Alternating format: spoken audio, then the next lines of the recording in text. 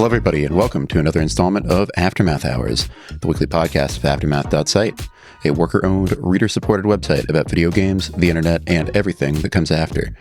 Aftermath is, for the moment, fully reader-supported, so if you like what you hear, you can subscribe on the website. There's a big button, can't miss it. Or if you don't have a ton of money right now, we'd really appreciate it if you could review the show on Apple, Spotify, or wherever else you listen to podcasts. I am Nathan Grayson, and today I'm joined by Chris Person.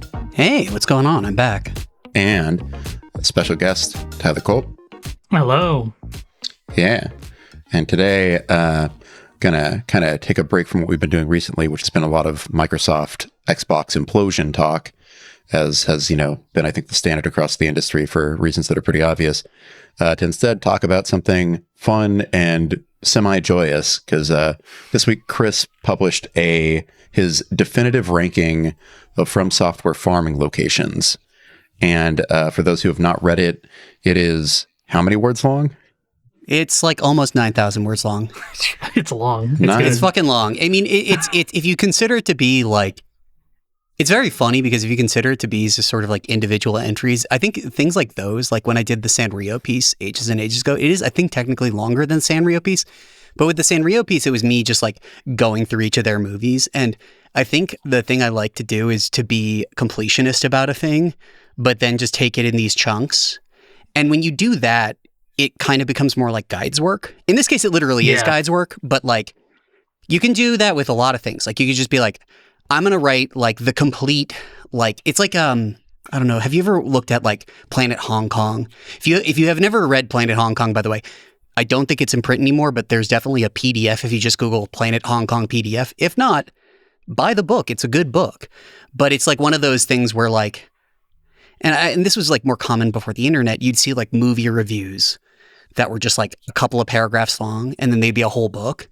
And I think that's easier work because it's like methodical and like but to just drop it as one whole thing, I think is very funny, where it's like, are you having trouble in a FromSoftware game after Demon Souls?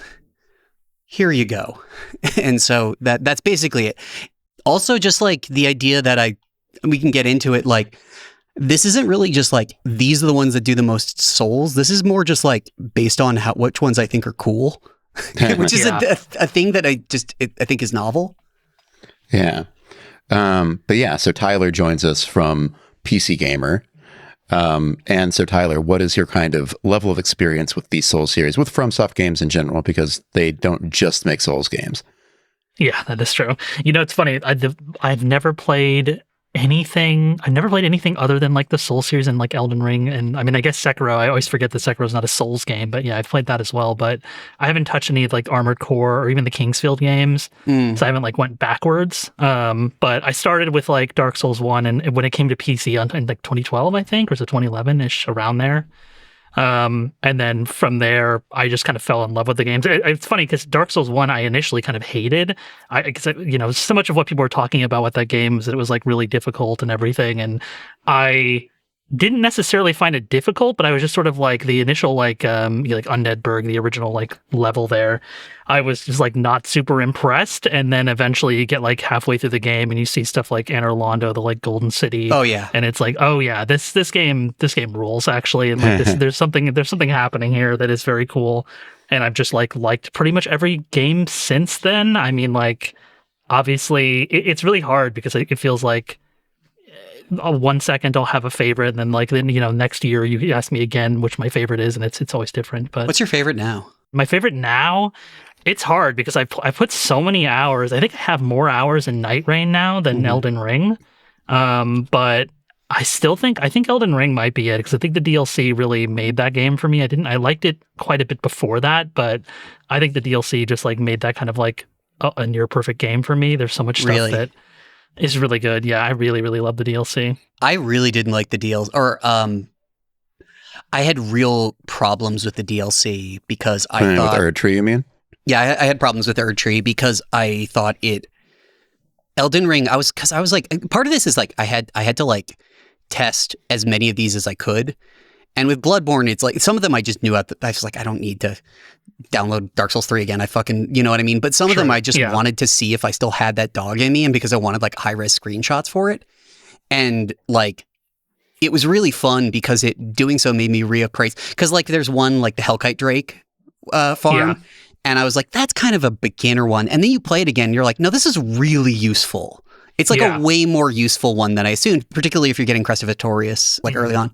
Also, if I fuck up the pronunciation of something, it's because I have like that weird kind of dyslexia you get with like game items where you've never actually said the word out loud. Yeah, I did do that all the time too. But like I was like, Astoria? No. But for me, like Erdtree has some of the highest highs that they've ever done for me. And I think the lows are like actually kind of embarrassing a little bit. And I think that it's kind of the problem with Elden Ring is they have to make a game that's as big as Elden Ring.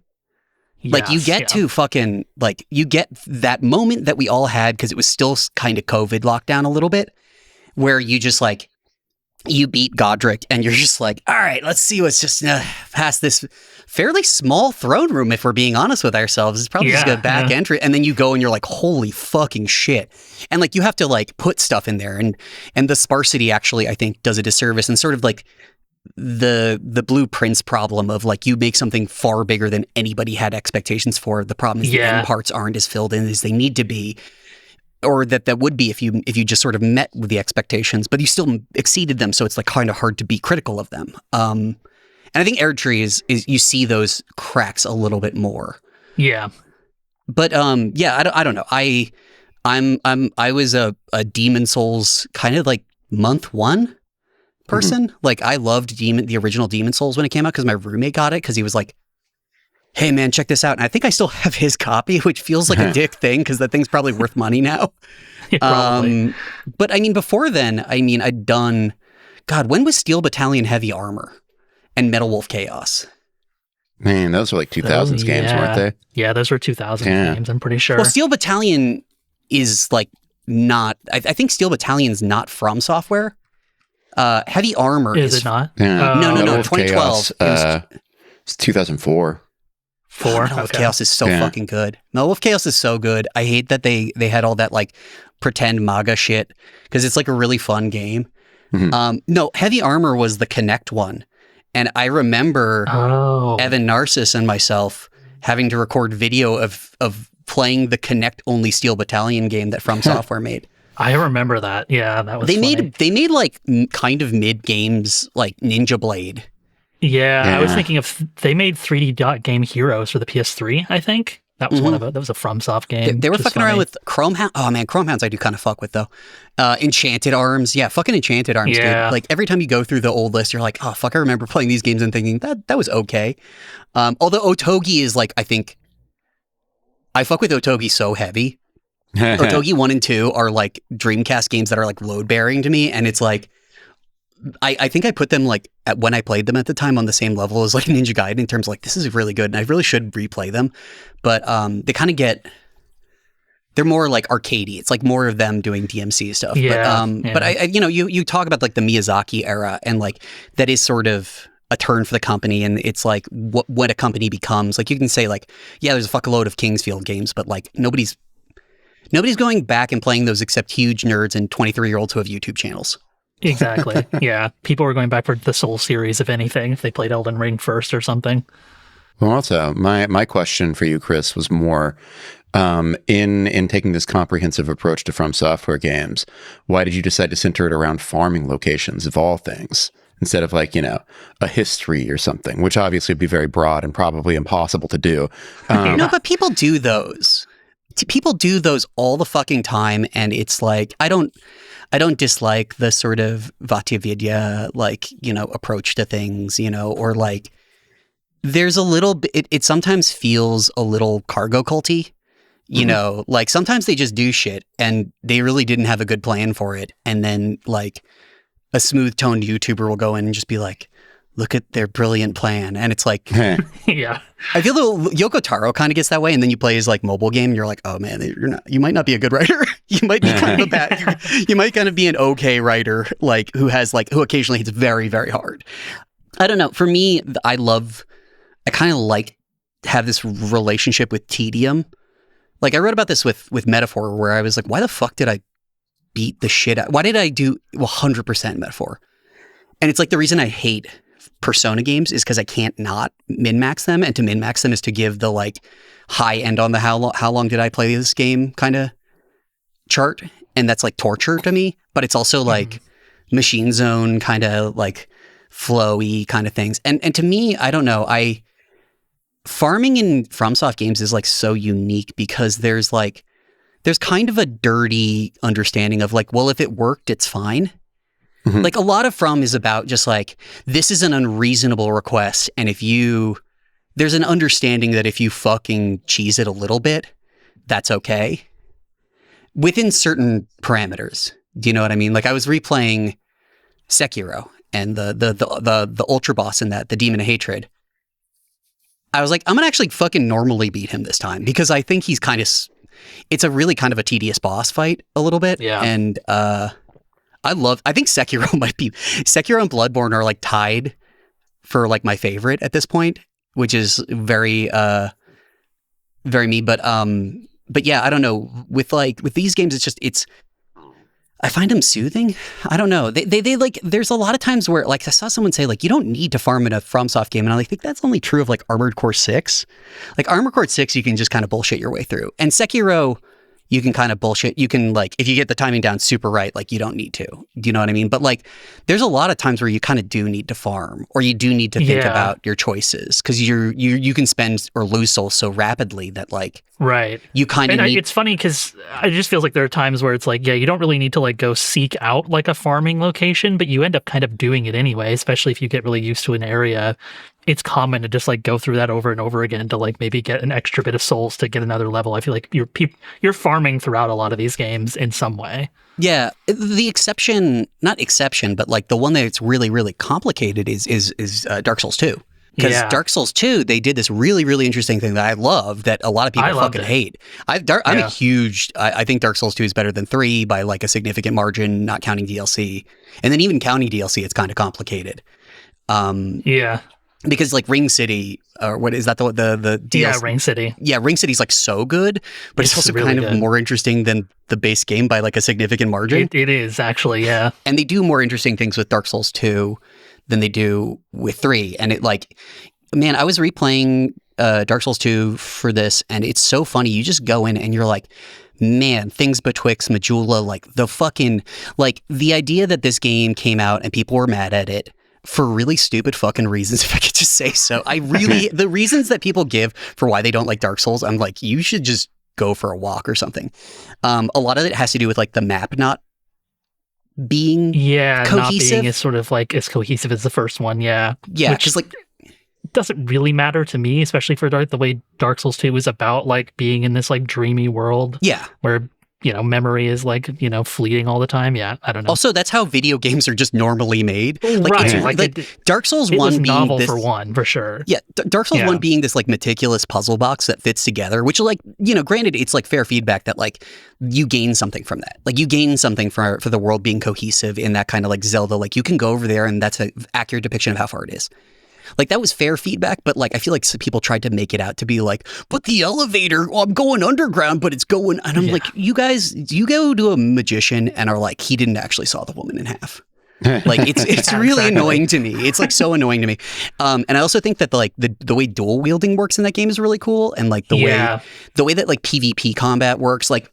PvP is excellent in 2, right? Like 2 is like phenomenal. 2 has such good PvP. Yeah, I remember doing like the club that like the baby from the Flintstones has, but like dueling those, and like the animation for like when you just like drop 2 of those on a guy's head is like so fucking fun to me.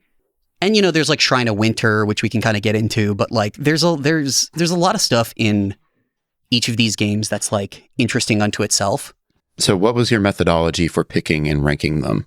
What makes a good farming location versus one that is simply okay, or at the beginning of your list, an honorable mention? Okay, so for me, there's this like element of like, okay, what's farming and what's cheating? Mm-hmm. And like, that's a really hard call sometimes, because sometimes like you're doing some bullshit when it involves like doing farming. Like you're doing something that like isn't defeating guys. It's like doing a backflip into something and like they just die, or like making a guy run off a cliff or something. Like those are like, like, so there's sort of internal calculus of like, is this actually cheating? The brightness dupe is like really important for speedrunning, but it is like straight up cheating.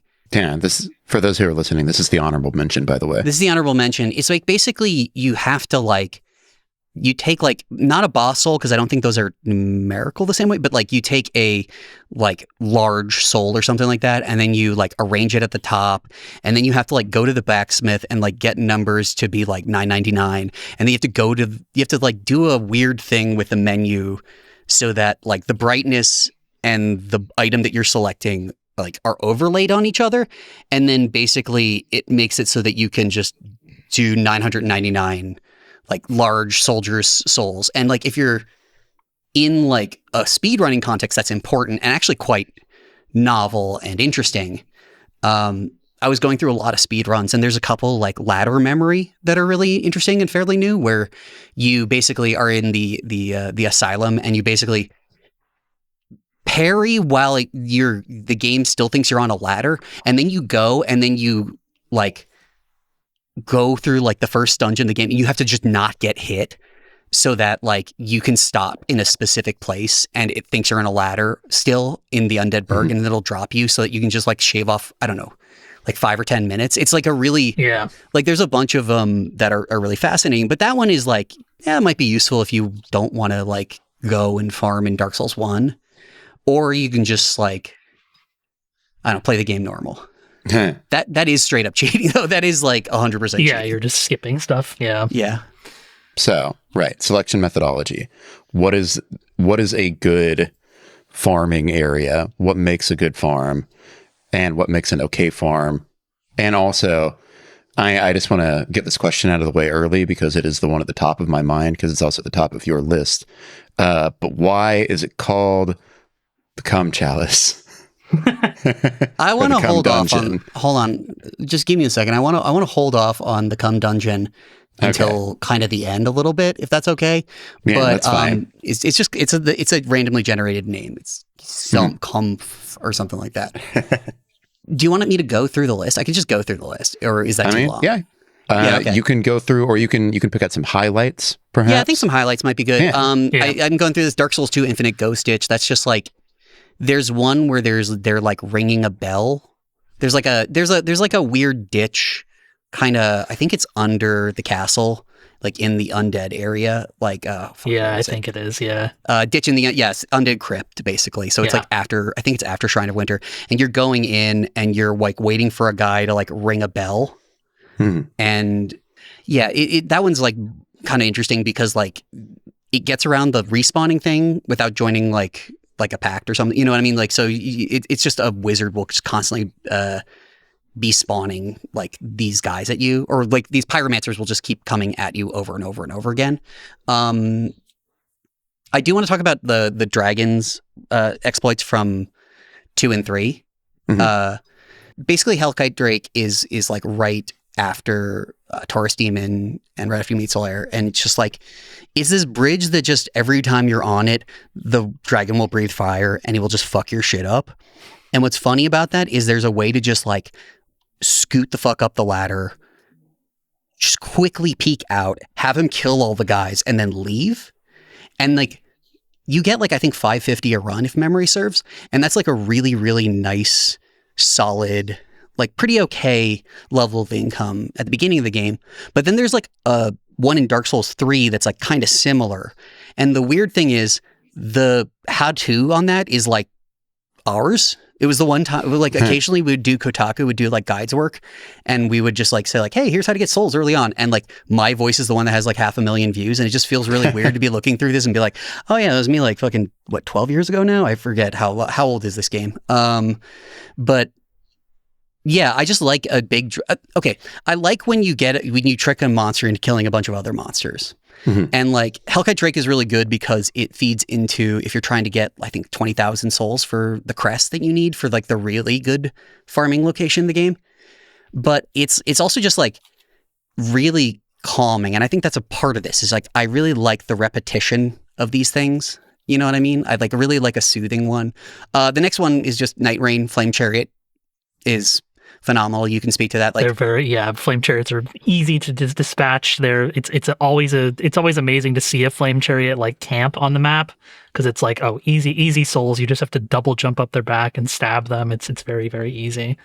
Yeah, they have, for people who don't know, the flame chariot are these like guys. They're like big copper heads that look ugly and have tusks, and like there's a guy in the back. There's a few of them in late like the latter half of Elden Ring, basically. I think. Yeah, but like you can, and I think they're in Caelid in Elden Ring as well. Yeah, they're in Caelid. But like the difference is that because in Night Rain you can just like jump on top of them. There's two weak points on those. There's the back and then there's the top. And the top you only get once in a million in the proper main game, but in Night Rain, because you can just like fucking, everybody's got like a NBA vert. You can just jump on top of it. It's really sick. Jump right up on top of them. Did you play much Demon Souls? I only played the remake. I've only seen like Let's Plays of the first one of Demon Souls, but I've never actually played it myself. It's good. I like that game a lot. I mean, one day I want to definitely play it. I played the remake mostly because it was new at the time. I wanted to see. I wouldn't say I like the remake that much. I feel like it doesn't really look like Demon Souls, but it's on the list of like FromSoft games I definitely should go back to. Yeah, what is it? Adjudicator they fucked up. I think they kind of mess with the art in a way. It also just looks shiny. It looks too shiny. That's what I hate about it. And like the particle effects are like way too flashy for me. I thought that was Unreal. Apparently it isn't. Oh, it's not Unreal? Huh. I think it's their own. It was their own. Yeah, it was like weird Bluepoint's own thing. Yeah, I think Bluepoint had a weird engine of their own, if I remember correctly. Yeah, may they rest it has in Unreal peace. vibes though. Yeah, well, I think it's just what happens when you make two things too specular. You know what I mean? And like the thing about these games is that like, like they're kind of ugly, and that's half the charm, because they're running on the same fucking, you know what I mean? It's just like they kitted it together with like Havoc's physics, and it's like, there are like Demon Souls animations in Elden Ring. Like it's been a lineage of games. The goats for fucking reusing assets, if we're being honest with ourselves. Just the fucking best. But there's a couple in Demon Souls that are really nice. I think there's two that are kind of back to back, but like because of the way, for people who've never played Demon Souls, like it's kind of non-linear in certain ways. Like you can go, like once you beat the first, like there's a choke point in the beginning, and like there's certain ones you have to do in order, but like I think you can just kind of jump. It's like a big area with a bunch of statues, and you can kind of pick and choose depending on where you want to go. It's a kind of shorter broken game. Up like Mario levels. It's like 1-1, 1-2. 4-1, I think, is the one I'm going to be talking about, which is the Shrine of Storms. And what's really interesting is there's two that are like in my head that I was like remembering. One is that like, so the Storm Ruler is like this sword that you get in the game that you use for like one fucking thing. Like use it once, because it has like the ability to like kill something that's like 20, like, you know, like 50, 100 feet in the air. Yeah, you're fighting a god in that fight, and it's like you get the power of a god to fight back, which is pretty good. But it only works in that one area that way, which is kind of the Rykart thing again. They kind of redo it in the Rykart 3. It's also in Elden Ring. But the thing is, that's useful just in that area. But like there are mobs in that area, like in the surrounding area, that are just like baby versions of that boss, and you can just like kill those. And it's really nice. And in the remake, it's raining. I don't remember if it is in the original. I think it's just shitty in the original. Yeah, I think it's just like wet and shitty in the original. But it's like, it does feel like you're fishing a little bit, which is really nice. And that's a kind of part of what made me like this list, is like thinking about like geography, like thinking about it like your favorite park to like read or something, or listen to a podcast. And for me, that was a really good one. But the one that's slightly better, which is more depressing, is there are these like Grim Reaper things in that same area. And what you do is you just like run down and you just like peg them with an arrow, and then you just run back. But the nice thing about that one is, one, it's earlier. So it's before you defeat, what is it, Lost Hero, I think is the name of the boss in that one. Yeah. There's also like a vendor right in the middle that sells arrows, like in the hallway leading up to it. So it almost feels like they gift wrapped it for you. And that's what I always love when From games do that. We're like, here you go. Here's this self-contained thing that you can just go for. Do you know, we should talk about a little bit. I'll go through some of these. Like humanity farming is always really important, because there's things like, a lot of it's like souls or runes, or blood echoes, any of these things, but like humanity is really important because it's this like really rare drop in Dark Souls. That's, how would you describe it? It's like, it's the thing that makes you not dead for a second. Yeah, it's a thing that makes you not dead, makes you not look like beef jerky. It's a thing that lets you play online, lets you have invaders and invade people as well. So yeah, it's a pretty crucial item. And it's annoying to farm most of the game. And most of the time you kill rats for it. But the favorite of mine, and I tried getting to it, but then I realized I'd have to fight Pinwheel, and I was like, I don't want to do this. Not for how underleveled I was the baby skeletons in Tomb of the Giants. Oh, right. Yeah. So they're these like, here's the thing. Are they the babies of skeletons or the skeletons of babies? That's the question. It's an interesting, on that. It's ethically strange, which is worse. But they like spawn like so fast. And so you're just like, that one statue of the guy, like, and he's got the babies and he's like holding his, you know what I'm talking about? There's like this one statue of a guy and he's like, has two babies in his arms and it looks like he's fighting them. That's how it feels like to me, is just like, you just got a club and you're just like whack-a-moling these babies, and it just feels very wrong. But they drop at like a 1 or 2% rate, but like you're killing like 100 of them a minute. Yeah, so there's so many of them. Yeah. It's such a good farm. And I guess rats, I always thought it was nice that like rats that they do drop humanity. That feels very nice to rats. Rats are also people. They kept that through the games. In Elden Ring, the rats drop the whatever the item is for doing the like greater runes, activating the rune bonuses. I forget what that is, but it's the same. Yeah, it's a similar item that it also drops a bunch of rats. Classic rat owner behavior to put nice things in rats. I put the lobster in from Lies of P in there because Lies of P fucking kicks ass, and it's the only one of these that's actually good enough. Like, Lies of P rules. I'm sorry, that's basically it. So also I should shout out, for this, I reached out to speedrunner Carl Germ, who's a pretty good, I think, Dark Souls, mostly 1, I believe, speedrunner. And he threw a couple at me, and the one I really liked, because this is a farm, is killing the Rotten 5 times. Oh, right. Because you could respawn bosses in Dark Souls 2. Yeah, so here's the other thing. Yeah, they made it, in Dark Souls 2 is fascinating because they made it so that if you kill the same enemies over and over again, they despawn, which is really nice to me, because it's saying, I think that's a cool feature. I've always liked that. Because it's them saying like, hey man, you should just keep going. Yeah. And for some people, it's like permanent progress. This guy was annoying every single run. Now he's finally gone because I killed him 6 times. Yeah. But then some people get really annoyed by that. They're like, some people hate it. Some people hate it. But then I think there's a covenant you can join that like just lets you just undo that. But the thing about it that they usually forget is that there's this other element of it, which is that bonfire ascetics. Bonfire ascetics are this really fascinating mechanic in the game where you throw them in a bonfire and it just new game pluses that part of the game. It's really cool. So it makes that, it not only will respawn all the enemies that you killed, it also makes them harder and drop more souls. And it will, importantly, respawn bosses.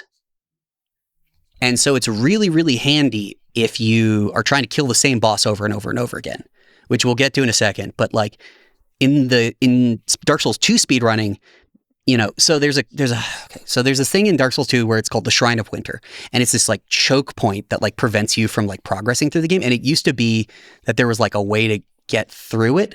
Yeah, I think so. Yeah. And it was like a geometry thing. It was like patched. So there's like patched and unpatched, but like there's 2 ways to get around it. You kill the 4 guys. I believe it's 4. If I'm keeping track of like 6 From games in my head, so it's like some of these might melt together. They have arcane mechanics. It's hard to keep them all together. But there's that, or you get like 1,000,000 souls. Getting 1,000,000 souls is the other unlock condition for the Shrine of Winter. And the faster you can like go and you can find all those guys, or you can do what Dark Souls 2 speedrunners do, which is they just use bonfire ascetics over and over and kill the easiest boss in the game. Or not the easiest, because he's actually kind of sucks to fight, but like he's repeatable and consistent. And so they just go and kill the Rotten 5 times. And you can do it before you get like the Giant Memory or the Crypt. And so it's like, it's pretty like straightforward. But it is funny because it's like, the new game plus, but only in an area part. I love that so much. I thought it was always really cool. I kind of hoped for it in Elden Ring, and it was because it feels like it would be so cool in a modern game now. It's just such a neat idea. So basically, I do want to mention a couple of Sekiro ones. I had to actually test this because there was no consensus about what the like best endgame one was. Mhm. Like way into the game, and people were like, "Oh, go to the Ashina outskirts." So there's like the place you fight the fucking ogre, and people are like, "Oh, that's the best one." And because like the nice thing about Sekiro, and this is sort of the nice thing about this list is that you get to talk about what makes these games interesting. Yeah. Well, I was about to ask too, because it feels like Sekiro is kind of a dark horse for a lot of people in the Souls lineage, whereas for Chris, I know it's like one of your favorites. Yeah. And so why is it, I guess, both of those things? Why do so many people consider kind of the odd one out? And then why are you like, no, this is actually excellent? Well, one, it feels like they're in conversation with Team Ninja a little bit, because it does feel closer to something like Ninja Gaiden, where it's like, you play that game and it's like, it's so well oiled. It's just like because they had to scale the combat down to like a handful of weapons and some prosthetics, like it just fires like so much. Yeah. Like the combat's so tight. And like for people who don't know, it's a samurai game. You have a like prosthetic arm, so you can switch the tools out. That adds some moves, but for the most part, it is like one move set and then a tree, and it's like very, very different from their other games. Yeah, it's kind of barely an RPG in a lot of ways. It doesn't really have. It's not really an stats. RPG. Yeah, it's like it's not really an you RPG have at all. mana. No, it's like a character action game, if anything, which is weird because these games, like technically they're action RPGs, but like I guess in the sort of Zelda is an RPG sense. You know what I mean? Yeah. Like they are, and I think that like I'm not so precious with genre, but this very much feels like, oh no, they really wanted to make. I mean, Ninja Gaiden 2 is one of my favorite games for Xbox, and so like for me, just the precision, it's so nice. And you know, there's a posture system, which for people who don't know, it's like deflect timing will break an enemy's posture, and so you just get like, it's for people who just really like the sort of rhythm gaminess of those. And which is part of the why the Demon of Hatred fight is kind of annoying, is because it's like a Dark Souls boss, like straight up in the middle of something that's like not that.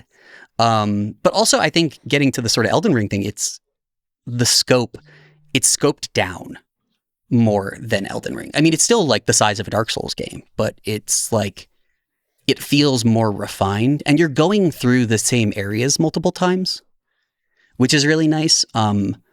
So political environments will change in that regard. You know what I mean? Like things will happen in the plot, usually around Ashina Castle. And it's like, it feels like you're in like warring states, you know, shit. And like, oh, now there's a siege on the castle. And so like the NPC enemies have moved around. And that's it's all on fire and stuff like that. That's what's so cool. Yeah. Ashina Outskirts at the end is like, that's when they're sieging the castle. And so you get to like, you have to go in, and that's where you fought the Chained Ogre, which is like one of the first big checks in the game. And then it's like, oh, this place I spent a lot of time in the beginning if I was starting off like as a newbie.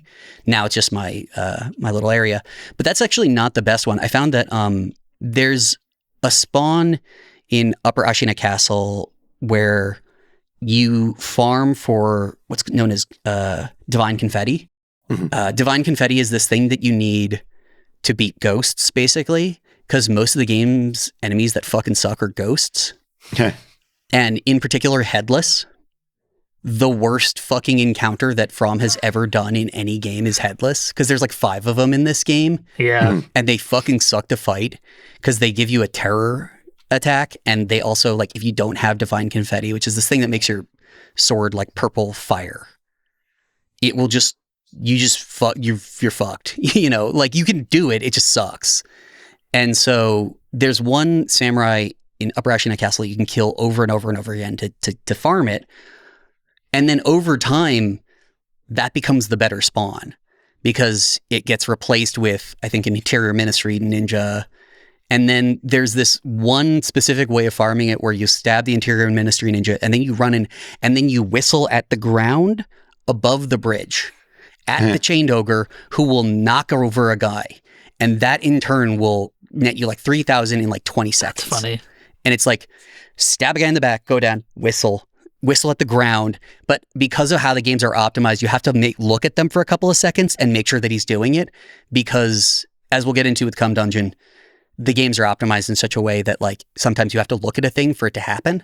Yeah, that's a very like speedrunner issue too. Speedrunners are talking about that all the time, about like, okay, I've got to look over here because otherwise it won't necessarily spawn in, like, or whatever. Yeah. That's kind of how the Cum Dungeon works too, is like... Yeah. But actually, really brief sidebar, because Chris, you mentioned like that was one of your like least favorite encounters in the game. Tyler, what is your worst Souls encounter, or your worst FromSoftware game encounter? I mean, it's a popular choice, but I still find the Bed of Chaos in Dark Souls 1 to be a nightmare. I just hate having to do a puzzle boss where you have to shoot like glowing things while you're getting knocked off by a giant tree, like knocked off platforms. It's such a nightmare of a boss fight. I mean, there's one, it's funny because the Demon Souls one, I forget the name of that Dragon King or something, the other puzzle boss fight in Demon Souls. It didn't bother me as much, but the Bed of Chaos in the first game is just like, I always dread having to do it, just because it's like, it's one of those fights where like it just feels like RNG. You're just going to get knocked off sometimes. I mean, you can definitely get good at it, but I mean, I think like there's a reason. It's like speedrunners will just like quit out of the game to basically like come back into it at like perfect time to just like finish it very quickly and like not to deal with any of the mechanics of it. But yeah, it's just I feel like that. It's funny because I think even like the creator Hidetaka Miyazaki like even said that like he kind of like regrets even making that as a boss fight, but it's just like it's one of the real stinkers in the series that I've just have never enjoyed. And like even if for as bad as like the other games have gotten in terms of some of the fights being either brutal or just kind of like cheap in some ways, there's just like nothing worse than Bed of Chaos for me. Bed of Chaos, I like how it's designed though, so I can't stay mad at it. Like it's a really neat design. It's a cool like twist on like, definitely like it's definitely like playing with your expectations, and it is like a neat idea to have like the boss actually be this like sort of platforming challenge. But I just feel like the mechanics of Dark Souls just don't really make it work in the way that it feels like conceptually it was designed. There's a couple of Erd Tree ones I really dislike. Mm-hmm. I don't like the gauntlet up to the dragon because I think that's annoying. It is kind of annoying. Up to Bale. Yeah, to the Bale one, because it just kind of makes it like kind of irritating. Golden Hippopotamus and fucking, what is it, Scadutree Avatar, I both really hate. I don't like those bosses. I don't like dislike it because they're hard. I dislike it because they're annoyingly designed. Yeah, which is an important distinction. There's definitely a lot of fights where I'm like, this is hard, but it's not really bothering me as much as a fight that just feels either cheap or just like the design of this is just like not fun at all. This is just not a fun fight to engage with. Yeah, there's a bunch of those that like, when they feel sloppy, I think that's the problem. Yeah, Do you know I what don't I mean? like when it doesn't feel kind of fair in that way, because that is an important part of these games. Is it usually is like, oh, I died because I like messed up by like moving to the left instead of right. Like it's very obvious. Versus like I had no idea they were going to turn around and just like gut punch me. I think I hated Commander Gaius. I don't like that one either. It's just he just comes running at you on a giant boar. Running at you. Yeah, it's like a worse version of, I don't know, just mounted bosses. Like there's a couple really good ones. There's one very good one in Elden Ring, or in Sekiro, but it's not.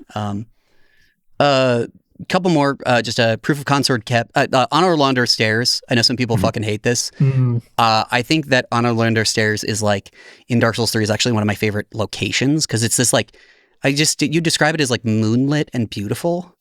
And there's one place where you're farming like Silver Knights in there, and those are really annoying to fight. But there's actually one of my favorite YouTube videos, what 672 hours of Dark Souls 3 looks like. But yeah, Archdragon Peak is one where there's a guy who will just keep repeating over and over again, and you just like keep hitting him in the head. Like he'll just spawn in front of you, and then you just like hit him with a hammer over and over again. There's a couple in Armored Core, which you don't need to farm that game, but there's a really good one where it's like a student. Do you know did you play Armored Core 6? I didn't play Armored Core 6, no. It's really good. Armored Core is really good. It's really good. I should play it. There's one mission in that's called like Destroy the Tester AC. And it's like the most like up and coming young innocent college student who's just he's like the intern at like the company, and he's just like, I'm gonna be in the AC, I'm gonna do right. And it's like the mission is to just destroy him, and it's a really short mission, and he just keeps saying like really ironic things, and it's like so fucking sad. But it's also a great place to farm. It's like, so it's just this thing where he's just like, oh, I just wanted to help. And you're like, you hear that like 50 million times. And that's the other thing is like, yeah, like dramatic irony or things being silly. The Elden Ring boulder. Yeah. You know the boulder, boulders right? are good. Everybody knows the boulder, right? Two. Oh, yeah, there's two of them, but there's tons of clips out there of people getting destroyed by this big boulder. Did you play that part of Elden Ring, Nathan, at all? Did you? Let's see. How far in is that? It's in Caelid. Yeah, there's one in Caelid. I mean, probably I put about like 40 hours into that game. And of course, like I remember, one of the first moments where you like are struck by something that just you're not predicting at all, which is like, like wolves falling out of the sky, a giant falling out of the sky. Wolves out of the sky. Yeah. All of these things where you're just like, oh, okay. Now I know that can happen. The boulder in Caelid is definitely like that of like, oh, I guess there's just a sentient boulder that's coming after me. Okay. It just magically spawns. Yeah, but the thing about it, literally. There's two of them, and I think it's actually technically better to get both of them and then warp. But basically what you do is you spawn, you just you like kind of do a bullfight thing where you like let it run in a certain direction, and then it gives you souls. And so you just keep running around and you don't even need to fight it. And you don't need to fight it is like another criterion for like, that's a good farm. If there's just something you can do that's like a trick and you're just doing it. If you're doing like Roadrunner shit to enemies over and over again, that's a good farm to me because it's usually good if you're under-leveled. Yeah, and it's always satisfying to watch a big monster fall off a cliff and you get 1,000 souls. It's always good. It's so fucking fun. I do want to talk about Senpo Temple real quick. There's one Mibu Village with a passageway. There's like an interior. There's like one ninja you kill over and over again. That's like really load bearing, but that's not as interesting as anything involving Senpo Temple, which is the cool, fucked up, like Shaolin monastery in this game. Right. And what's neat about that area is that it's got the demon bell, and the demon bell is this thing you can get that you ring it and it makes all the enemies harder, but it makes them drop better loot. And so it's like you're constantly, if you're playing Sekiro, you're constantly going back and like trying to ring the bell and then dispel it when you need to do something hard and then ringing it. But the other cool thing is there's a series of tools in the game that are like fans. And there's one that's like a golden fan that just robs people and spins them around so they're easy to backstab. So you get to like double dip on it. But if you use them against monks for plot reasons, it takes them to a different dimension.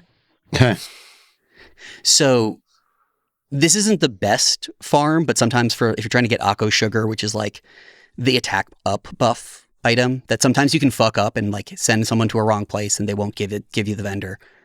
So what you do is you just run around. A bunch of monks get mad at you. You jump into a tree, and then you take the golden fan, and then you just drop down, and they all go ugh, and vanish, and just leave a bunch of cool shit on the ground.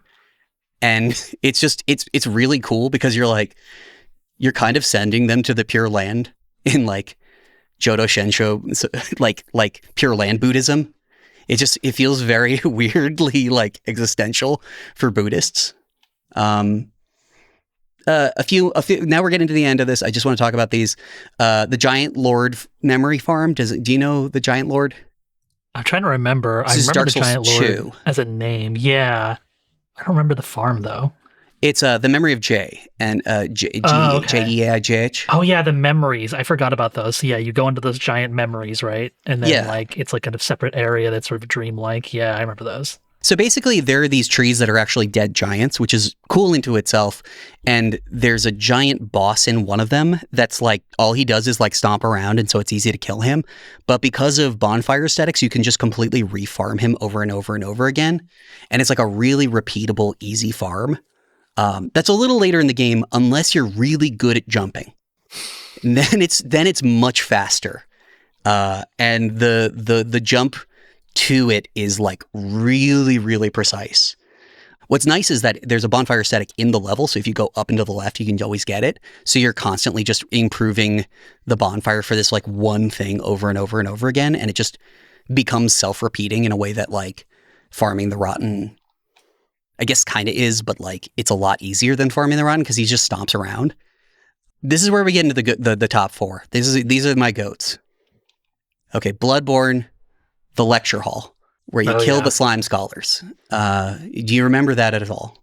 I definitely do. I think I did a little bit of that farm myself, honestly. For people who don't know, slime scholars are like what they sound like. They're like academics that are made of slime. Yep.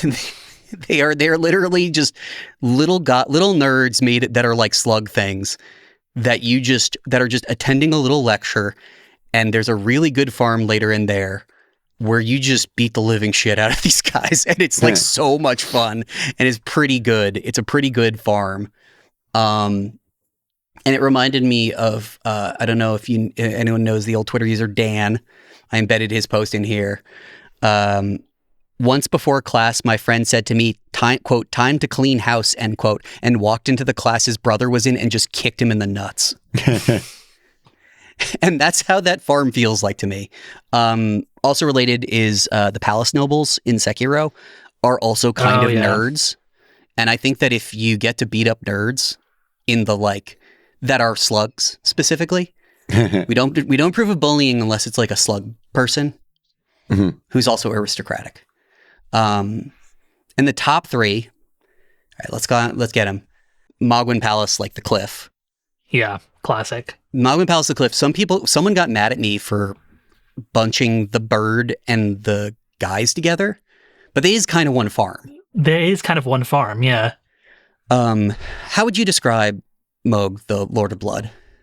It's a Moog? I mean, he is like, he's kind of like, I don't know. I mean, he's sort of like the weird kind of offshoot of the family tree in Elden Ring, but he is sort of like, he's got his own domain, and like he's very obsessed with getting blood for the blood god, basically. Yeah, he's really pro blood, I want to say. Yeah.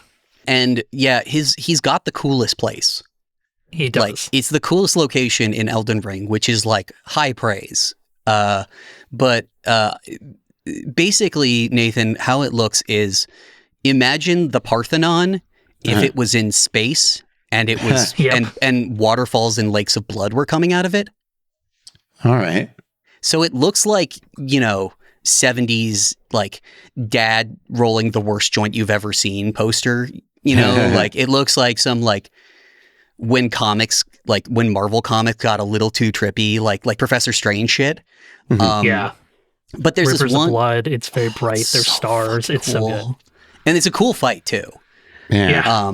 Well, so I like your description of the people who inhabit the space, the Albinarics. Yeah. You call them, you say the young ones are little bald guys that look like you put a gray alien in a wine press. Yeah, that's a good description.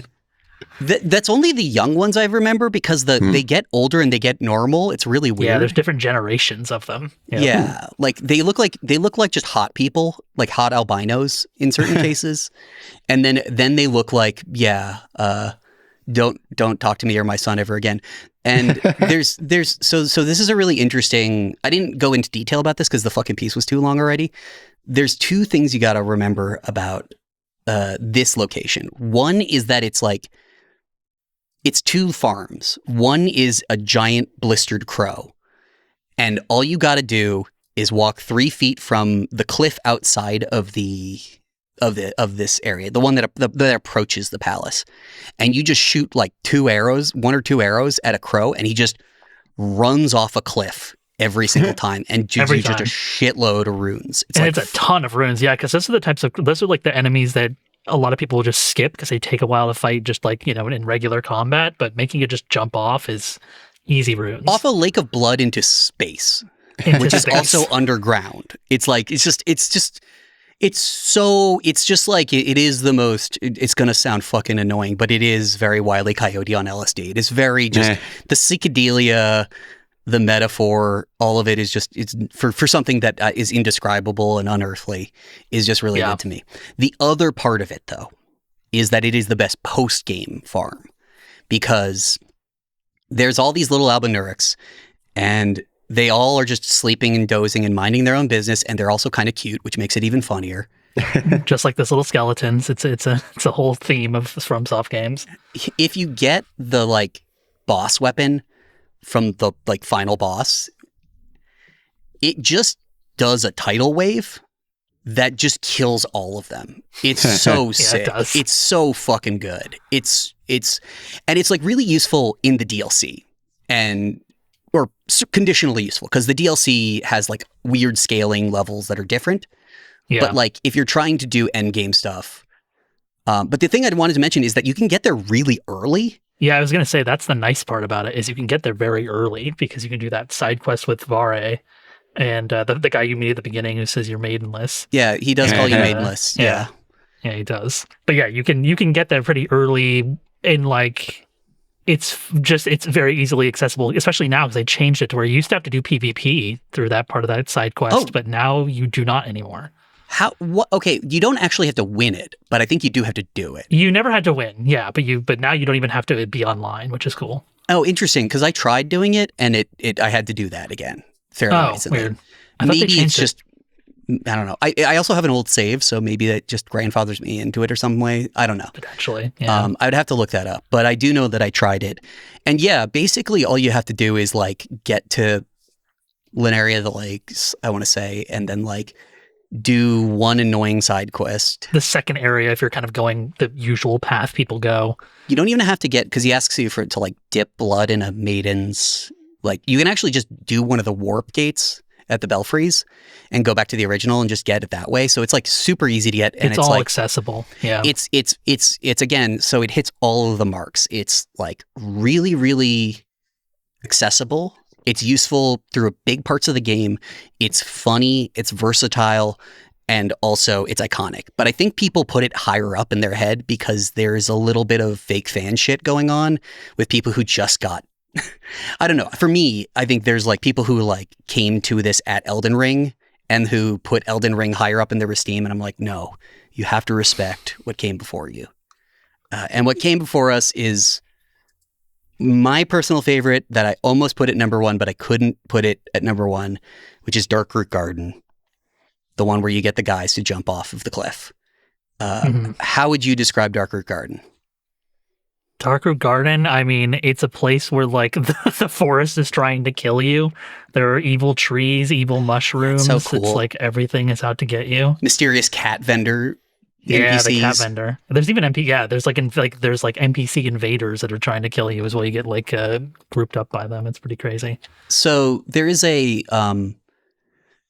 actually this ties in with another farm earlier on, which I didn't get into, which is the Black Knight Halberd, which is you can just run to this one area that leads up to Darkroot and just kick a guy in the back and basically just like trick him into facing a cliff, spin around him and kick him a bunch of times, or stab him in the back so that he like kicks off of there. Yeah, you just keep nudging him towards the cliff. Yeah, because you can't actually beat him at that point, but you can backstab him off the cliff.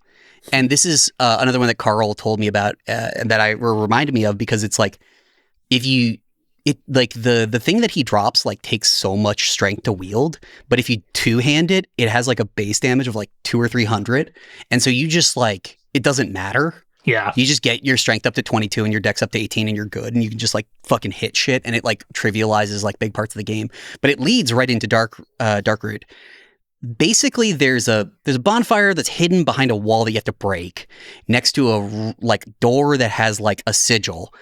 And in order to get that open, you need 20,000 souls. And it's worth every fucking cent, which is weird because you wouldn't think so. But you go back to the blacksmith, you pay the 20,000 usually. And this is where like the Drake comes in handy because it's like kind of easy to get the key. It's like 20 minutes of like farming that and you can get the key pretty quickly. And there's a shortcut, like there's an elevator shortcut up to, I think, Parish that you go through. And so you can get there pretty quickly. Which is the nice thing about Dark Souls is like it does fit together nicely, and it's a game you can walk around in because of how it's constructed. Basically, what you do, you open the gate, you run it, and you piss off like 3 guys. I think you can go with 4, but that guy doesn't like cooperating. But what you do is you run back to the entrance, and there's like a little area next to the stairwell that you can just park your ass in and put up a shield and wait. And they don't know how to path to it. And so what they'll do is they'll go up the stairs, jump on your head, and fall off the cliff, and giving you 7,000 souls. So like that shit you just paid 20,000 for, that's like 3 minutes of work. It's back in a second. And that just gets you to like, I want to say soul level 50 or 60, like pretty easily. And that's like my favorite. Like if I have to give personal, because it's just like, it's fucking funny. It's like, it's never not funny to me. Like even if I've been doing it for like several hours, I can be like, that's pretty fucking funny. The best farms are funny. They're like that's the peak Souls games. And it's also just like it feels like I like that they never patched it out. Like they had every opportunity. They know. They definitely know. They know this shit. And there's a bunch where it's very clear that they know and they're not going to patch it out because they think it's funny. Yeah, I would say the Cum Dungeon is definitely one of them where it's like they never took that out, never messed with it. It's just existed. That's a good segue to talking about the Cum Dungeon, which is the go. Yeah, okay. Yeah, because I'm so curious about this, especially given that when you published your piece, people were like retweeting it or reposting on Blue Sky, just saying Cum Dungeon or Cum Chalice. So there's clearly a legacy here. It is something beloved. Explain it to me. So Bloodborne is like debatably, if I had to take romance out of it, their best game, which I think is why I'm so annoying about a thing people seem to not care about as much about, which is I would like to be able to play this game not at 30 frames a second.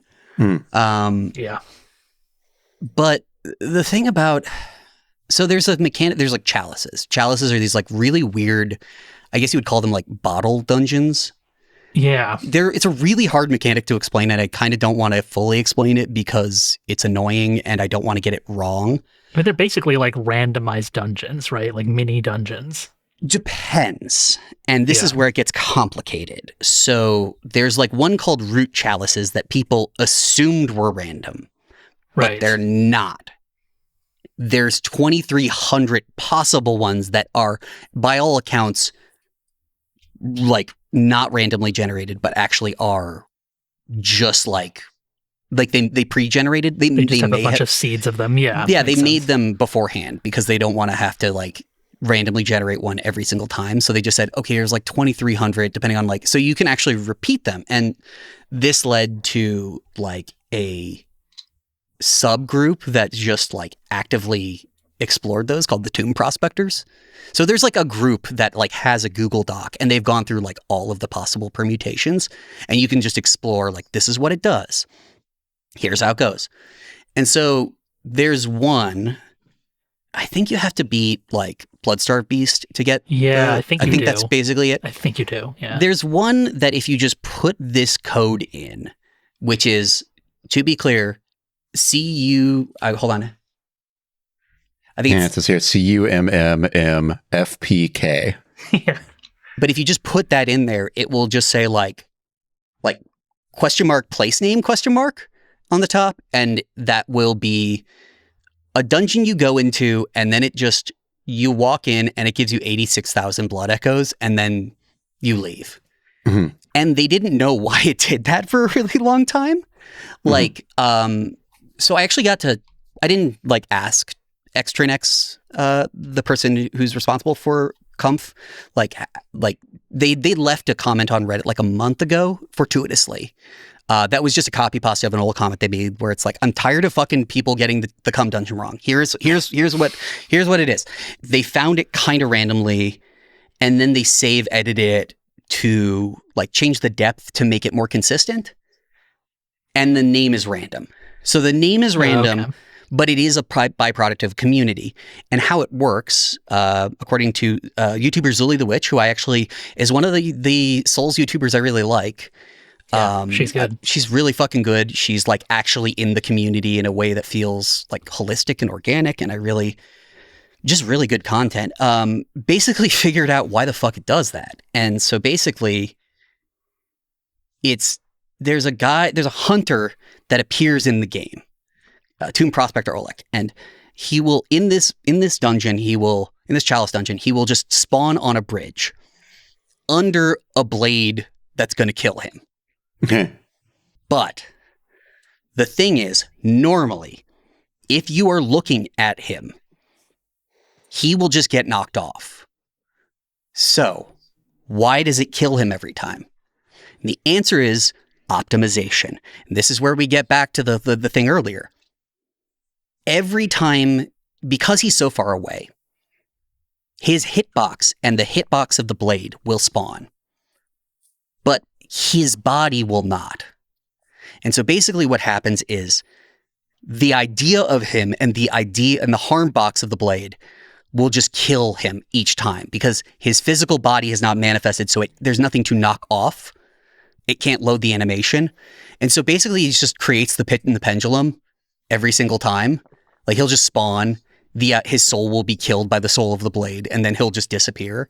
And so, like, you're torturing this poor NPC every single time, and you never see him, and it just feels very like it's so beautiful. But like the fact that it like is the byproduct of a community, the fact that it took them a while to figure out like how the fuck it worked. Yeah, I remember when it was spreading around, like when people were like, "Oh my god, put this code in, and you can just like easily farm a bunch of souls." It's like the only way you can do it now. You know, it was fascinating to watch. What's really interesting is it's not. There's actually quite a few. Yeah, I guess there dungeons. are a bunch of other ones, right? There's a bunch of other ones. It's actually not novel in that regard. It's just this like weird, like the meme coupled with like the community, coupled with like the detective work, coupled with how weird the mechanic is. The fact that they had to tamper with it. Somebody was like, well, technically it's cheating because you can't get that chalice dungeon organically. Right. But they let you put the codes in. I mean, but that's the thing. If they allow it, is it cheating? If they allow it in an online context, is it cheating? And because they were meant to be shared. I mean, that was definitely the point of it. Yeah. So it's like you need PSN in order to use this. Yeah. Or you need to at least have had 1 month free trial of PSN in order to have done this and then download it. And so like I think it's not cheating because it's above board because they allowed it, because they could get rid of it if they wanted to, but it sounds like they don't. Yeah, they could level lock them or anything. Yeah, it was always open-ended like that. And I think early on when it became popular, like you said, it was kind of like a moment of people realizing like, well, here's a use for this system that I think kind of was like underappreciated in some ways. Like, I mean, it was kind of a wonky thing that didn't really fit in like kind of the main progression of the game, I feel like, but it was a cool idea that felt like it was a little bit like, kind of, I don't know, undercooked a bit. And the other thing is that like, as much as I love Bloodborne, it's tedious. It's a tedious game to farm stuff in. It's the game you have to farm your like health potions in basically if you run out. Which is like for that like late in From's career is like annoying, and it's like really annoying early on, which is why I think I put the guys who with the bricks. Like there's that one area, the early farm. Yeah, it's like Central Yarnum. There's 2 guys with bricks, and then there's a guy in a wheelchair who's fine to kill because he's got a gun, which feels wrong to say, but like there's like a bunch. All the people in this game are basically monsters. You know what I mean? Like there's guys that they all look like the Muppets. You know what I mean? Like the band from the Muppets, true. And they're all evil. They're all like fucked up werewolves. And then you actually kill some werewolves. And so that area is like really useful because it's like right before like a pretty, like your first real hard skill check. And it's just really nasty system. And so like I had like, if it's your like 30th playthrough, it's like go to town. Just do it. That doesn't matter. You know, value your time. That's mostly it. I don't know. Cum Dungeon rocks. I don't know. It was a really weird thing to write. And it was also just like, I don't think anyone else would write it. And I've seen a lot of really good responses about it because I think that people do have emotions related to these things that they haven't really ever thought about.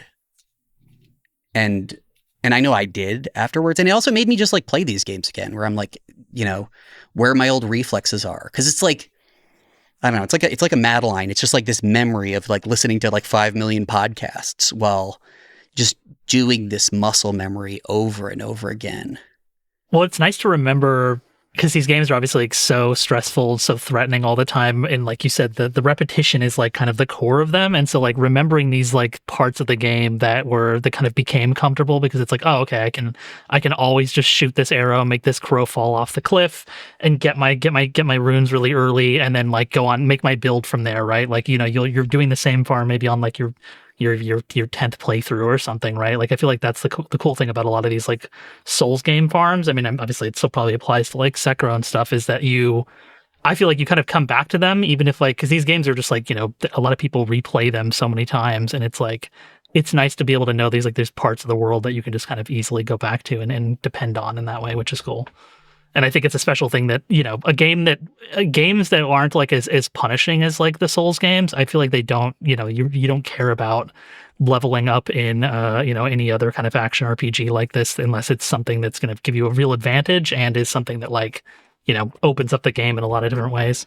You need them for like killing, like I remember doing that if I wanted to kill like Emerald Weapon in like Final Fantasy VII, or like if you want to, if there's like a super hard super boss, then you care about it. Yeah, that was the thing about Metaphor. When I played Metaphor, it was just like, why did I do that? Like the game's like more forgiving. Like they actually made it kind of reason. Have to do any of this. They took away the thing I hated about Persona, which is like being really anal about like time and like spending way too much time in it. And then I just added it back organically. And I think I enjoyed it more because I added it back on my own terms. But like, yeah, I don't know. I spend a lot of time in these games, and I don't think that's necessarily implicitly a good thing, but it is a strange thing to account for these spaces in weird ways. I don't know.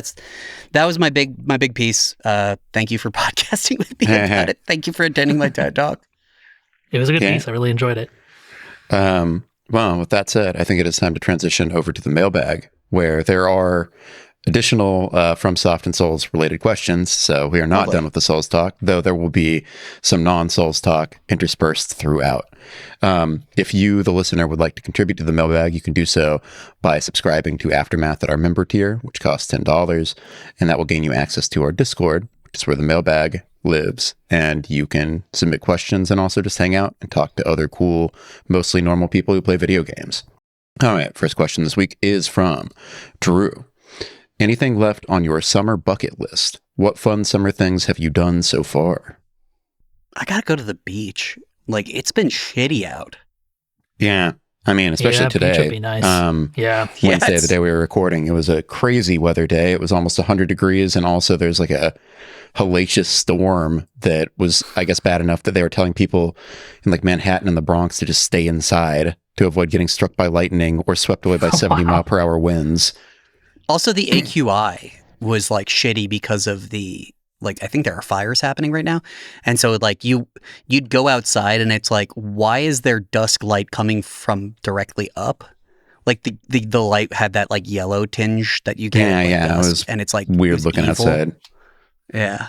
And it's just like, also just the air quality has not been great in general. I've had a weird mystery cough for the past like several days. Yeah. That feels kind of like allergies, but kind of not. Yeah, it's been a great time. But yeah, I also want to go to the beach more. I went earlier this year, like once, and then I think this Sunday I'm going to go. So I'm excited to, because I love to sit on the beach, usually not go in the water, and just be like, oh yeah, you know, the sights, the sounds, the scents, the seagulls, other things that start with S. I don't have anything else that starts with S. All right, let's see. From Apple Cider. Hey. FromSoft games sometimes feel like very solitary pursuits despite quote unquote jolly cooperation. But do you all have any fond experiences in or out of the games involving other people? PvP, friends, multiplayer, etc. It's funny. I feel like Apple Cider, which is my best friend, is prompting me to talk about how I basically coached her. I coached her in Dark Souls 1 because she was not interested in playing them. Like, it was mostly like, these are funny games to make fun of on Twitter back then, but also like, I'm never going to actually touch these games. And I convinced her to actually give Dark Souls 1 a shot. And I basically just sort of like watched her play. Well, she also streamed on Twitch all of this, but I kind of just like watched over like Discord screen share and just sort of gave her some like nudges for things, but generally just kind of like encouraged her to kind of get through some of the kind of the rough beginnings of Dark Souls 1 in terms of just like, you know, getting used to how maybe clunky the game feels compared to other action games, and just like, I think the big thing for me was just like watching her grow to appreciate the game. in the same ways that I did was like, it was just like, it was fun to watch someone kind of realize like, okay, this game is kind of abrasive in some ways, but it's all there for a reason. And it's like really satisfying. And the world is really neat. And like, there's just a lot of really cool stuff tucked away in the game that, you know, kind of has like its barbs out at the beginning, but it really does still kind of pay off for you know, putting that much attention to it. It is really funny to go back because I played Elden Ring, Dark Souls 1 and 2, Sekiro, I think maybe a little. I was playing AC like last month anyway, so it doesn't matter. But like all of these games, like for the most part, and then like see how they've gotten like better in many ways, you know, like, or tighter. Like Sekiro is a fucking well-oiled machine, but then you go back and you playing Dark Souls 1 after playing Sekiro feels really disorienting. One, because they changed the buttons around on like between Elden Ring and Dark Souls 1 and Sekiro, but also just because it's like, it's crazy that that's like kind of the same engine, you know? Yeah. Like it's just, they feel similar. Like the timing, with the exception of Bloodborne, where the parry timing is really weird. Yeah. And actually the guy who produced that for Sony went on to Team Ninja to do Wo Long, and that game has a similar parry timing, which is like you kind of have to parry. You have to parry into it. It's really weird. It's like a half beat early. But yeah, no, the games get better. For me, I don't know. They are kind of gym cell games. You know, they kind of do have a like getting strong by yourself, but like nodding at a guy across the room kind of friendliness to it. You know what I mean? I think that's part of the reason they do so well with like Reddit guys, or, you know, people who just like really abrasive, difficult things, you know, like trans women, people who just like have a weird like fascination with like things that are unpleasant, but are quite like rewarding if you give them time. But I don't know. I think like for the most part, like doing a lot of, I had the most fun in Dark Souls 2 in like PvP. But I was really into Elden Ring PvP for a minute. And what's funny is when you go back into an old Elden Ring save, and you're like, okay, what the fuck was my deal the last time I played this? Because like I was looking at it and I'm like, oh, I have an arcane spec. Sure, let's go with that. And like that's the really weird like blood and madness. Yeah, like kind of it's all one. The status effects in that game.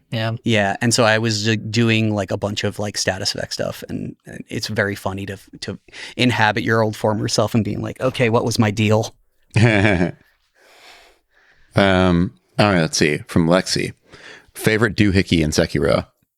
Oh, that's really tough. Axe is just really good. The axe is pretty cool that it even exists. It's really hilarious. You can just get an axe. The movement on it is so sick. It's got one of the like, because it kind of like there's like a half second where he does the wind up and then just like boom, and it's actually in one of my favorite farms, which I don't think I mentioned, which is the one after Gyobo, like with the 3 weird guys around the tree. Mm-hmm. Like there's one where you're like right after the battlefield.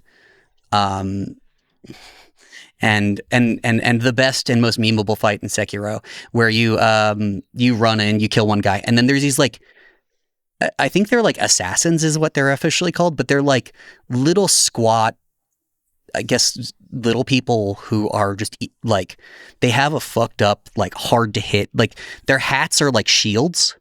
So every time you try to hit it, kind of goes after them.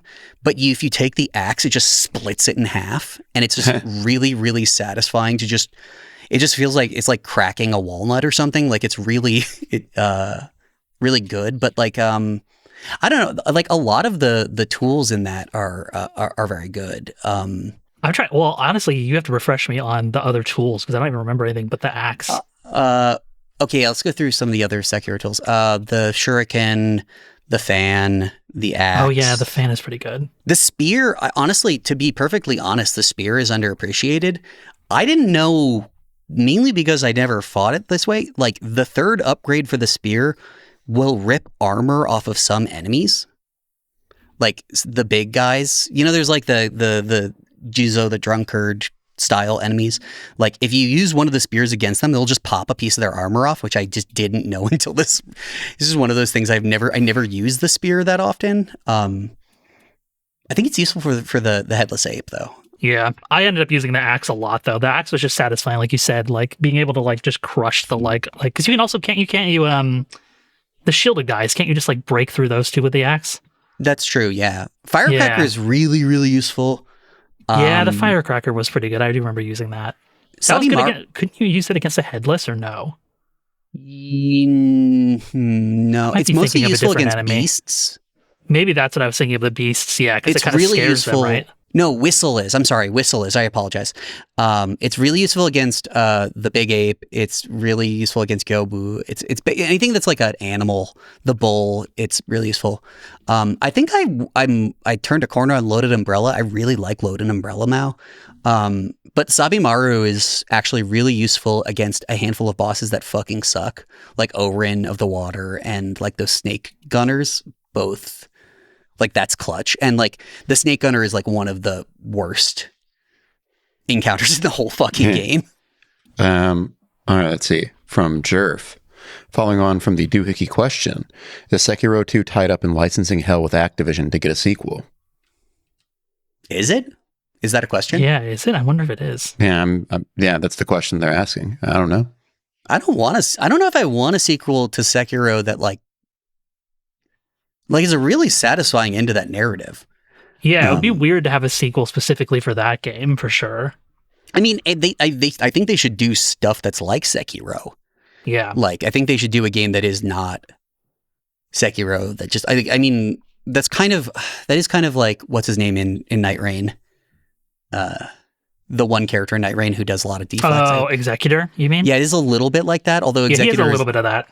Just a tiny bit, but it's like not the same level of platforming. I don't know. They should probably throw it in there if they have the opportunity. I'd give them money. But also like, yeah, I don't know. The thing I like about From is that they're like constantly like doing new stuff. Like they're definitely doing more Elden Ring, obviously. Like there's no way we're also about to get around it. Duskbloods or whatever it's called. But yeah, the Duskbloods. Like I was, and the Duskbloods is really good because I don't know about you. When Elden Ring came out, or when Night Rain kind of came out, I was like, I played it and I saw the reviews of it. And I was like, I don't think you guys understand why this game kicks ass. Like, you know, it felt very like, am I going insane? Is this game good? And the answer is, yeah, it's fucking great. But it feels like they were doing work for the Duskbloods a little bit. Like it feels like stuff that will pay off with the Duskbloods. And also, something I really didn't get into is the nice thing about From games. I mean, with the like not counting optimization, but they usually scale really well. Like mainly because you're just playing the same game for like 10 years. You know what I mean? Like so, like the hardware will eventually catch up. But like, you know, there's a really good use case for playing Dark Souls on the Switch too. And like the fact that they went with Nintendo is, I think, telling about where hardware is going, which is just... yeah, definitely. It was a smart bet, you know, is just like, this is what people can afford, and they'll give us money, and I think it will pay off. It's the reason I got a Switch, too, is because I knew that was coming. Let's see. All right, from Mectroid. What game genre would you want to see improved with FromSoft style invasions? Oh, invasion specifically. You know... Sniper Elite, the last few Sniper Elite games have had invasions, and they fucking rock. Like the Sniper I didn't know they Elite. did that. That's funny. Oh god, what was the last one? Was it Resistance? Whatever the last Sniper Elite game was, like. God, they make so many of these fucking games, dude. There's so many. That's why I was like, I don't know how long ago would they start doing this. It was either 5 or Resistance, but yeah, basically, like it just turns the game into Dark Souls Enemy at the Gates, and it's fucking great. Like I'm not kidding. Like the last Sniper Elite, I think people didn't like the last one, but the one that had invasions is a singular experience because it is like battlefield level hide and go seek with people with a sniper rifle, and it is singular. Even though that game is like weirdly mid in certain ways, and weirdly like. It's the most single to double A game in history because like they make 1 million of them. But like I do think there's like real art in those games. Like if they ever gave them a shitload of money to make something that was a little less niche, I think they would kill it. I think there's like, I have nothing but kind words for what that, within reason, what that game is. You know what I mean? And it's not just the killing, shooting Hitler in the balls. It's like the actual like fight. Maybe it was 5, but like the actual invasion mechanic when in it was like incredible. Yeah, I feel like any shooter with invasions would be pretty funny, just in terms of like being able to like be surprised in a multiplayer match at all. I wasn't there. I mean, that was kind of a thing in what was the Arcane game? Deathloop. Yeah, Deathloop sort of had that, right? Like you could technically get invaded by the I forgot the other character in that game that is not the main character, but that was sort of a thing, right? And that was kind of playing off of an old game they like, was it a canceled? I forget. There was like an old canceled Arcane game, right? Yeah, The Crossing. Right? Didn't that kind of have invasions? Well, The Crossing doesn't exist, so... Well, I mean, yeah. Yeah, The Crossing, okay, the thing that was interesting about The Crossing, for people who don't know, it was like a sort of canceled Valve game that has like history with Arcane, if I remember correctly, is like really hard. I think you might be right. It was one of those ones I saw in a magazine, I'm like, oh boy, I can't wait for that. But the idea is that there's like big single player parts of the game, and then there's parts that are kind of like weapons free, that where you can run into other players, and like, you see the DNA of that in Deathloop, which is like, Deathloop has its problems. Definitely has its plot problems. I'm not a huge fan of Deathloop, but I thought some of those ideas were kind of neat. I like what it was going for. Yeah. Like, I like that it tried something, and it really, like, even when it didn't work, it was interesting. You know what I mean? Like, and I love, this is kind of my thing with Arcane Leon is like, even when they miss, man, they fucking miss in such a cool way. I didn't love Deathloop, but I do not regret playing it at all. Yeah, and Prey is like a fucking great... I love Prey. I love Prey so much. It has one of my favorite glitches. I've never been able to re-find this clip. I know I featured it on the show, but where somebody took every item in the game on the station and put it in the same area, and then just threw a bunch of I think I've seen that too. Yeah, they threw the grenade that like recycles it, and it just almost crashed their computer. That's good. All right, let's see. From Bent Bob, got a favorite obscure arcade music rhythm/dance game? Alternative question: have you ever had I have an idea for an arcade music/dance rhythm game that doesn't exist, but it should exist because it would be cool? You go ahead. I'm trying to find something. I don't even know if I'm trying to think of one that I could even like that I've even touched or heard of. I mean, yeah, I don't think I even have if it's not a genre that I'm usually an expert in. Okay, so there was one that was like tier 3 DDR that was like, and I only know this because I saw it when I went to pick up my arcade cabinet, and the person who had it there. But barring that, because I can't remember what that's called, I think there is a arcade version of Rhythm Heaven. Mm-hmm. Yeah, and it uses a Dreamcast. It's a Sega Naomi cabinet, or it's like a New Net City cabinet, and it's fucking beautiful because it like requires this like big unwieldy controller that like extends outside of it. It's a beautiful cabinet. If you can find the Rhythm Heaven arcade cabinet, just look it up. It's really cool. Yeah. All right. From the Rock Reaper, if you could respec your sicko interest, you're just a skilled / into a new thing of your choice as something that you are now, without the time investment. What would you be interested in getting into? What would you be willing to trade? I feel like I could be one of those people that's like really into, I'm trying to think of like what specific sim type of game. I was going to say like a car sim, but I don't know if I'd be in a car sims. I could honestly, you know what it actually would be? I'd probably be someone that's like I could switch to being someone that's like extremely into like Crusader Kings or any kind of game like that, where it's like just playing for hours to create this like extremely long, like, you know, legacy.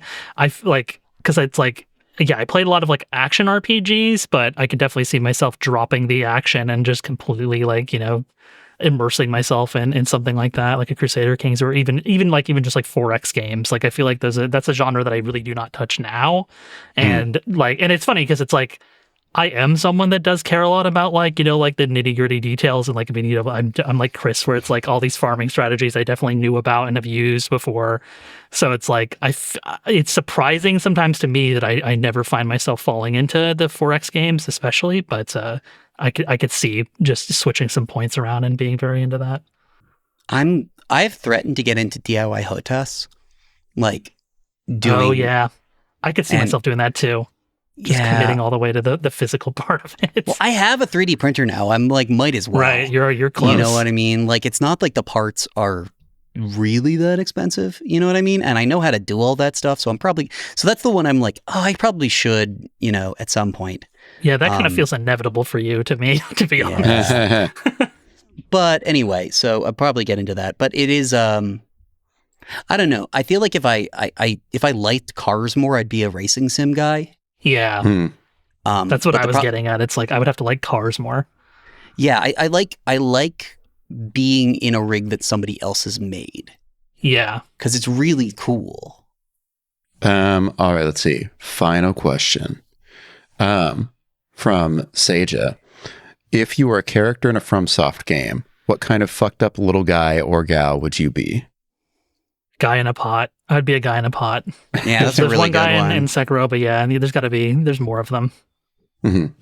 I would probably be like Patches too, where it's like, you kind of hate me. I definitely would try to kill you, but I would also be kind of like, like lovable, but also like usable. I would have like a cool shop with cool items you couldn't get anywhere else.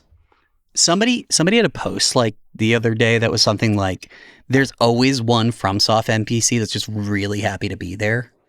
And it's just always really discordant where he's just like, hey boy, cheer up. He's just very like, and I think somebody like posted it, like quoted it with like the one Gary Larson comic where the guy is in hell and he's like whistling with a wheelbarrow. And it's like, I don't think we're getting through to that guy. But I'd be the one happy guy who has a tragic ending. Or I'd be like a guy who ends up becoming fungus or something. Like, that's like a classic FromSoft one. Like a guy who ends up becoming like the wall or like a crystal or something. Those are always really fun. I like anytime like there's like a tree or someone sentient like that's like a force almost. Or like the crow. I'd be the crow. Yeah, the crow's good. All right. Well, cool. I think it is now time to wrap up the show. Tyler, where can people find you? I'm just Tyler Colp on Blue Sky, and then you can find all my work on PC Gamer. All right, cool. And this has been Aftermath Hours, the weekly podcast of Aftermath.site. If you like what you heard, you should subscribe to the website, which you can do, again, on the website, or leave us a review, whatever you want to do. We do this every week, and we'll be back next week. But until then, have a good one. Bye.